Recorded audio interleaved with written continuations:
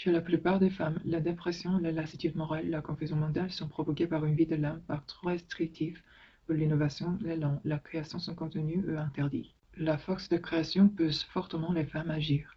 Or, on ne saurait passer sous silence le fait que par le biais de l'environnement culturel qui astreint et punit les instincts naturels et sauvages de la femme, on continue à lui voler ses dons, à les couper à la racine. Il nous est possible d'échapper à ces conditions s'il existe une rivière souterraine ou même un ruisselet qui déverse l'âme dans notre vie.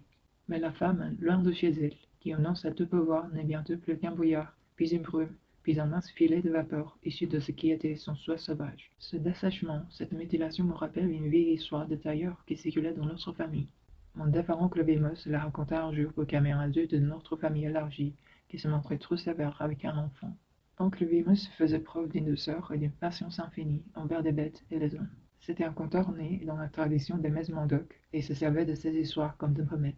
Un homme alla voir un tailleur et essaya un costume. Dans le miroir, il remarqua que le bas de la veste n'était pas tout à fait droit. Oh, dit le tailleur, ce n'est pas un problème. Il suffit que vous teniez le bas avec votre main gauche et personne ne remarquera rien. Le client obéit, mais alors il remarqua que le revers se relevait un peu. Oh ça, dit le tailleur, ce n'est rien. Tenez un peu la tête et maintenez-le avec votre menton. Il n'y paraîtrait plus. Le client tempéra, mais alors il remarqua que la taille du pantalon n'était pas tout à fait assez longue et que cela le gênait un peu à l'entrejambe. Oh, dit le tailleur, ce n'est pas un problème. Tirez un peu dessus avec votre main droite et tout sera parfait. Le client en convint et il acheta le costume. Le lendemain, il mit son costume neuf en prenant toutes les postures à deux. Tandis qu'il traversait le parc en boitant, le menton collé sur le revers, une main tirant sur la veste et l'autre sur l'entrejambe, deux vieillards interrompirent leur jeu de dames pour l'observer. Seigneur, s'exclama le premier, regarde ce pauvre infirme. Le second réfléchit un instant, puis murmura. Oui, c'est terrible. Mais vois-tu, je me demande où donc a-t-il un si beau costume. La réaction du second vieillard est en fait une réaction courante dans notre culture à l'égard de la femme qui a développé une parfaite persona, mais doit se mutiler pour parvenir à la conserver. C'est vrai, elle est infime.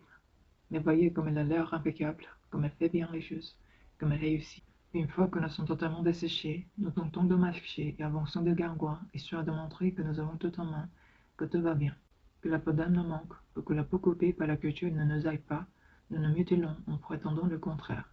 En agissant ainsi, nous amputons notre vie et les prix et l'heure à payer pour chacune d'entre nous. Nous avons vu qu'il est difficile de se rendre compte de cet état avant de devenir une femme phoque qui pèle, boite, perd sa sève, devient aveugle. Il faut alors considérer comme un don de l'immense vitalité de la psyché de l'existence, au plus profond de l'inconscient, de quelqu'un de très ancien, qui va venir marcher à la surface de notre conscience et nous appeler à regagner notre vraie nature.